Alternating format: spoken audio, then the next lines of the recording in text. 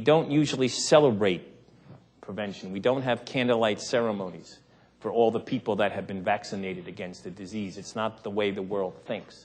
But here we have a real chance for prevention to avoid an enormous catastrophe. And I think what we've heard over and over is we need to think out of the box.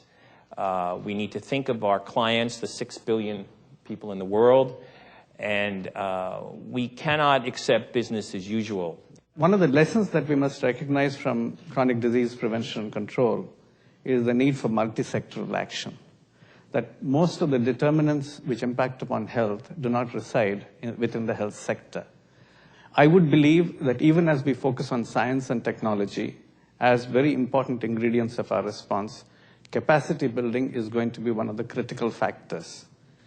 Science discovers, technology develops, public health delivers.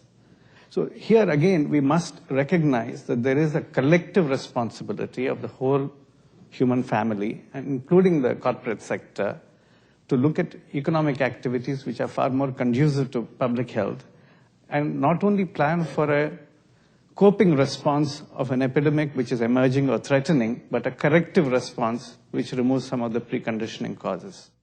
It is extremely important that people maintain trust in the quality of the vaccines they get. Whether it's in Africa or Britain or the United States, we've seen terrible examples of what happens when that doesn't occur. Treating the person who will use the vaccine with the utmost of respect, cultural sensitivity, and providing information, the information that you have, and being able to respond in real time to problems that develop is critical. Some of the vaccines we talked about here today really are not the traditional vaccines. They have improvements, particularly with adjuvants.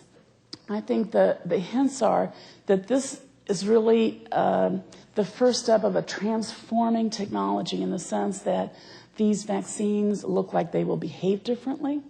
And it looks like it really opens a window of opportunity to think about how to use vaccines differently. Part of the problem is that the kind of financing tool that's needed depends on what it is you're trying to achieve. So what is the intent? What will the recommendations be from the advisory committees? Is it to think about high-risk areas? Is it to think about high-risk populations? Are there countries that want to go ahead and immunize the vast majority of that?